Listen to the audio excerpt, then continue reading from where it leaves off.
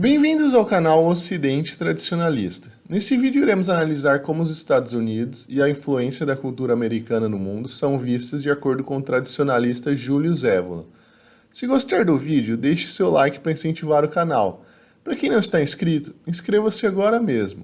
Se você gosta desse tipo de conteúdo e quiser ver novos vídeos frequentemente, você pode fazer uma contribuição via Pix no endereço abaixo.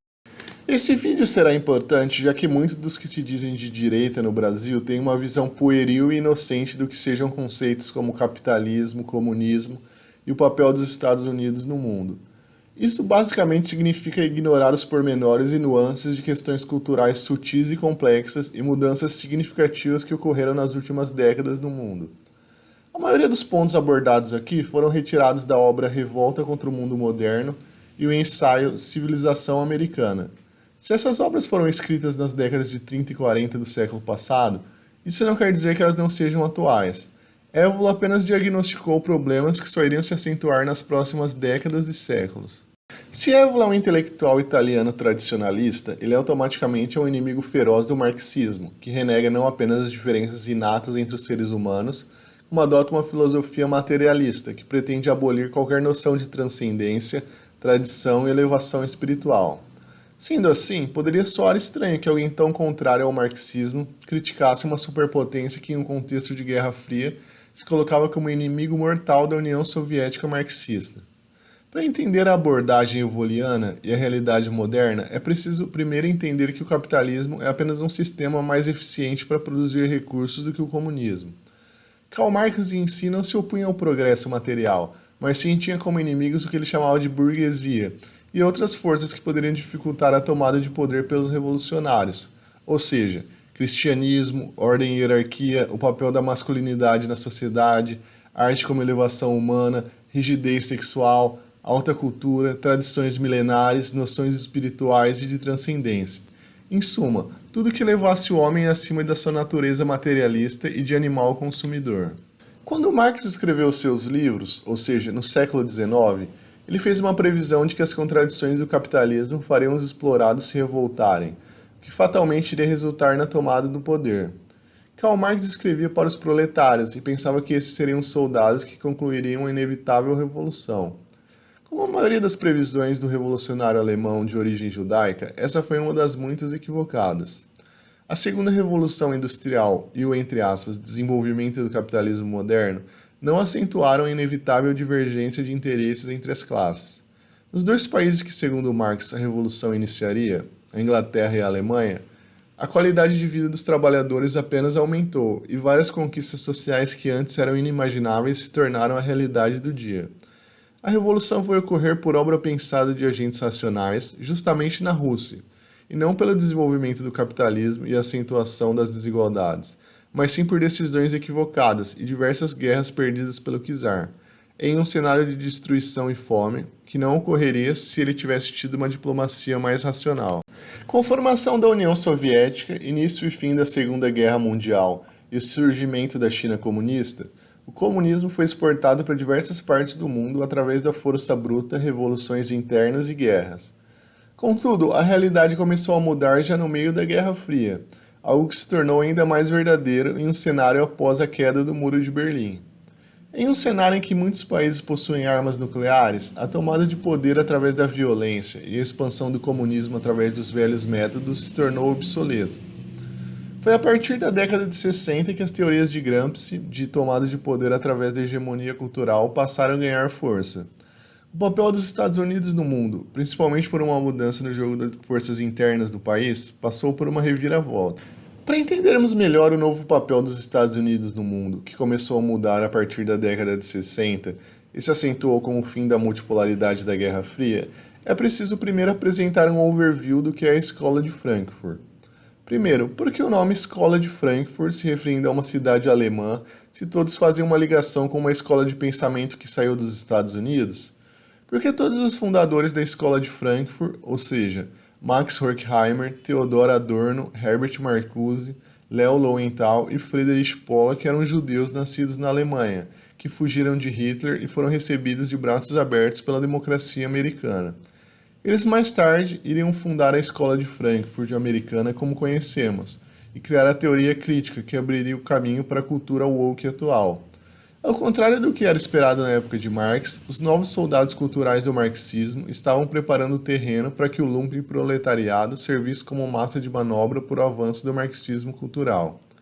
Se, conforme mencionado, o cristianismo, a ordem e a hierarquia, o papel da masculinidade, a arte como forma de elevação humana, a rigidez sexual, a alta cultura, tradições milenares e noções espirituais de transcendência eram inimigos da visão materialista do mundo, então a escola de Frankfurt iria promover a liberação sexual, a educação anti-autoritária, a arte abstrata moderna, o frio do marxismo, o lesbianismo, movimentos gays, universidades livres e assim por diante. Tudo isso surgiu nos Estados Unidos, foi exportado para o mundo e começou a devorar o corpo da terra dos livres como se fosse um câncer. Com o passar do tempo, o marxismo cultural da escola de Frankfurt realizou uma verdadeira revolução nos Estados Unidos, e a janela de Overton passou a ser empurrada para a esquerda e mesmo ditos conservadores passaram a aceitar alguns conceitos que são marxistas na sua origem. Muitas ideias materialistas e marxistas se tornaram ideais de um país em que a liberdade supostamente predomina, e a revolução cultural da escola de Frankfurt foi capaz de eliminar as barreiras para o avanço de uma visão estritamente materialista do mundo, representada obviamente pelo marxismo, de forma mais eficiente do que pela violência estatal. Na verdade, mesmo antes do fim da União Soviética, vários países totalitários viam com profundo desprezo o resultado da Revolução Cultural Americana. Por serem países totalitários e não democracias onde a degeneração pode se propagar livremente, países comunistas do leste europeu eram mais eficientes em manter alguns valores culturais, ditos conservadores, mais do que os Estados Unidos modernos estavam conseguindo conservar esses mesmos valores.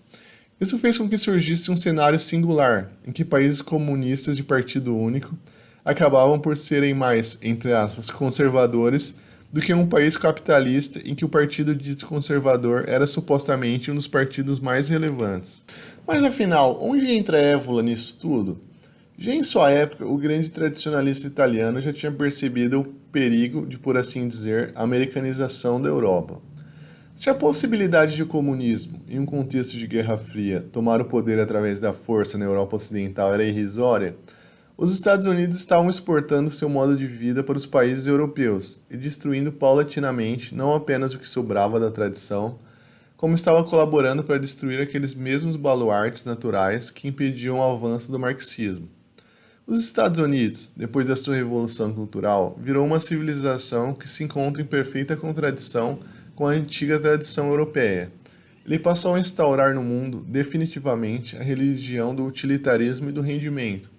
Colocou o interesse no lucro, na grande produção industrial, na realização mecânica visível e quantitativa, acima de qualquer outro interesse.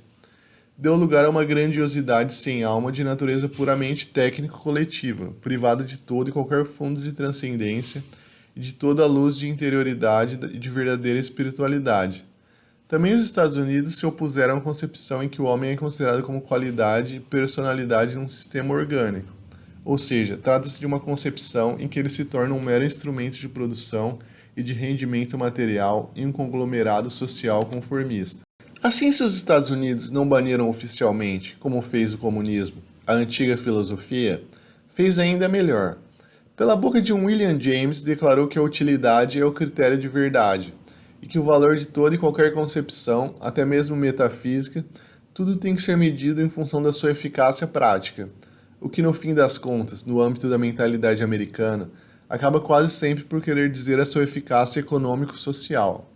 O chamado pragmatismo é uma das marcas mais características da civilização americana, encarada no seu conjunto, assim como a teoria de John Dewey e o chamado behaviorismo, é a correspondência exata das teorias retiradas na União Soviética dos pontos de vista de Pavlov sobre os reflexos condicionados.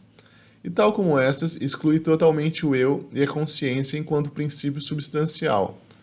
A consequência dessa teoria tipicamente democrática é que todos podem se tornar tudo na condição de terem um certo treino e uma certa pedagogia, ou seja, que o homem em si é uma substância informe que se pode modelar, tal como concebe o marxismo quando, na biologia, considera como contra-revolucionária e antimarxista a teoria genética das qualidades inatas.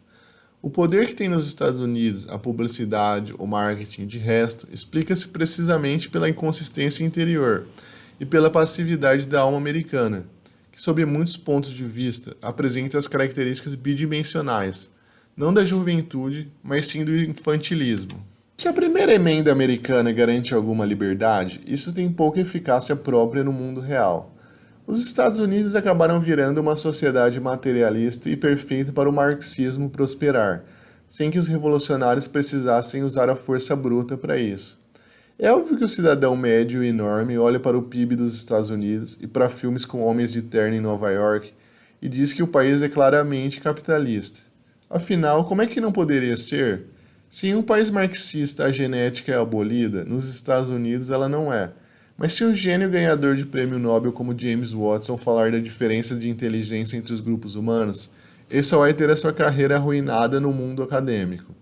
Em um país comunista, se um apresentador de um programa de áudio como Alex Jones seria jogado no Gulag por falar contra os manda-chuvas da União Soviética, nos Estados Unidos ele pode ter uma liberdade momentânea, para depois ser processado em bilhões e virar um pária da sociedade. O mesmo vale para a censura e o cristianismo. Em países comunistas, a censura é política de Estado. Nos Estados Unidos modernos, a censura é realizada pelas Big Techs, que definem o que pode ou não ser dito de acordo com as regras criadas pela cultura woke marxista. E tudo isso com a aprovação dos, entre aspas, conservadores de direita, que defendem o direito das empresas de definirem quem são seus clientes. Algo que já foi relativizado em tantas outras áreas, mas que agora passa a ser visto como um direito sacrossanto de liberdade. O mesmo vale para o cristianismo, que nos Estados Unidos publicamente virou um mero movimento social materialista sem qualquer noção espiritual verdadeira ou noção de transcendência real. O cristianismo foi socializado, o que faz com que cristãos que tentem professar a religião verdadeira sejam ostracizados e vistos como pares nos holofotes da Nova América, como aconteceu com Mel Gibson e o protagonista do filme Paixão de Cristo. É recente e significativo na América o aparecimento até do chamado cristianismo ateu e dos chamados teólogos da morte de Deus, por exemplo, Althusser, Paul Van Buren e John Robinson. Para esse movimento, a ideia de Deus nas suas características de transcendência e sobrenaturalidade teria de ser liquidada, pois seria inoperante e já não aceitável por parte do mundo moderno, e este de resto nem sequer já se deveria falar de Deus, devido às implicações tradicionais desse termo. Só se salvaria um cristianismo que se deveria desmistificar e secularizar no âmbito de uma insípida moral social e humanitária. Em resumo, a Revolução Cultural nos Estados Unidos criou um ambiente perfeito para o marxismo, mas através de outros meios. Em linhas gerais, por mais que a Escola de Frankfurt tenha aberto caminho para o marxismo em todo o Ocidente, de forma mais eficiente do que o regime comunista em um país jamais conseguiu fazer, não é esse o principal problema. Em linhas gerais, conservadores e pessoas que se dizem de ser de direita costumam olhar com desprezo para novas tendências modernas que foram mais ou menos normalizadas através da engenharia social. O principal problema é que muito do lixo cultural passou a ser visto como identidade originária da cultura americana, do mundo livre e da democracia. Isso faz com que muitas pessoas bem intencionadas do Brasil e Ocidente em geral achem que ser conservador e de direita é automaticamente se alinhar aos Estados Unidos sob qualquer circunstância e em qualquer cenário, como se tivesse sentido que alguém ser nacionalista significa ter como aliado necessariamente um país X ou Y, algo que é um completo absurdo. O nacionalista pensa no bem do seu país e age conforme as circunstâncias. É preciso deixar claro que os valores modernos americanos, uma sociedade totalmente dominada pelo marxismo cultural, não são os valores ocidentais e nem fazem parte da identidade brasileira e nem do que podemos chamar genericamente de direita ocidental. Se retirarmos a máscara da democracia americana, se vê claramente até que ponto a dita democracia é apenas um instrumento de uma oligarquia que utiliza um método de ação indireto. Assim, garante a possibilidade de abusar e enganar uma vasta gama da população, das mais diversas ideologias, para que eles acreditem que estão defendendo a liberdade, ao promover esses valores para o resto do mundo através da força. Se o globalismo é de fato um mal como a direita defende, o Deep State americano que controla o país é o principal responsável pela sua expansão. Países como a Rússia, que no passado faziam parte do bloco comunista, Hoje em dia não apenas são mais tradicionais que os Estados Unidos, como são a última esperança de um mundo multipolar. Isso não é questão de opinião, é só ver o que diz abertamente indivíduos como George Soros sobre o Putin e a Rússia como sendo uma barreira às suas open societies. Surpreendentemente, quando ocorrem guerras como a da Ucrânia, muitos correm a ficar do lado da chamada América capitalista contra a Rússia comunista, o que é uma grande estupidez. Eu não estou negando que o capitalismo seja um sistema mais eficiente de produção do que o comunismo. Contudo, os fatores que fizeram os Estados Unidos se tornarem a principal economia do mundo foram variados. Ou seja, vasta área territorial com muitos recursos, uma ética de trabalho protestante, demografia favorável, um sistema que recompensava o trabalho duro e principalmente uma localização favorável, que impediu qualquer ataque inimigo. Enquanto a Rússia, a Alemanha e o Japão eram arruinados na Segunda Guerra, os Estados Unidos se consolidaram como financiadores do mundo em duas guerras mundiais, permanecendo com seu parque industrial ileso em um conflito que ceifou a vida de dezenas de milhões de pessoas. É uma profunda imbecilidade achar que um país vai ser automaticamente rico por ser capitalista, e que as mesmas condições que fizeram os Estados Unidos um país rico ainda estão presentes. A questão é que leva tempo para transformar um país que passou décadas enriquecendo em um país de terceiro mundo. Mesmo assim, já é possível ver sinais graves de decadência econômica americana, como a perda de poder de compra da classe média e cidades como Detroit que parecem um lixão do terceiro mundo. Isso significa que devemos ver os Estados Unidos como automaticamente maus? Obviamente que não. É fato que não existem mais forças paleoconservadoras que pregavam o America First e o não intervencionismo global no mainstream americano. A última figura relevante desse movimento foi Pat Buchanan. Ainda assim, podemos encontrar nos Estados Unidos uma cultura de liberdade de expressão, de armas e de religiosidade no interior do país, só que essa cultura não é mais predominante. O que alguém de direita tem que ter em mente é que atualmente os Estados Unidos são um agente de decomposição materialista no mundo, que serve para avançar a agenda globalista, erradicar as culturas locais e promover o marxismo cultural ao redor do globo. Tudo isso sob uma falsa desculpa de estar promovendo a liberdade e a democracia. No debate entre Olavo de Carvalho e Dugin, o intelectual brasileiro adotou uma posição favorável aos Estados Unidos, e o cientista político russo disse que o Brasil deveria se juntar à Rússia no combate ao atlantismo, que seria uma espécie de globalismo americano. Na verdade, o Brasil não deve fazer nenhuma coisa nem outra. De fato, devemos combater o globalismo e denunciar a expansão agressiva dos Estados Unidos e da OTAN no mundo, mas sempre pensando nos interesses brasileiros. Da mesma forma que não devemos nos alinhar automaticamente com os Estados Unidos, também não devemos nos alinhar automaticamente com a Rússia, que, embora seja uma ameaça positiva ao globalismo e esteja adotando medidas positivas que restauram parcialmente algumas verdades tradicionais, possui uma cultura totalmente diferente da nossa e do Ocidente em geral. O que a direita brasileira precisa ter em mente é que a decadência do Ocidente já vem de longo tempo, como Évola bem defendeu em seus diversos livros. Não foi algo que surgiu com o Iluminismo e a Revolução Francesa.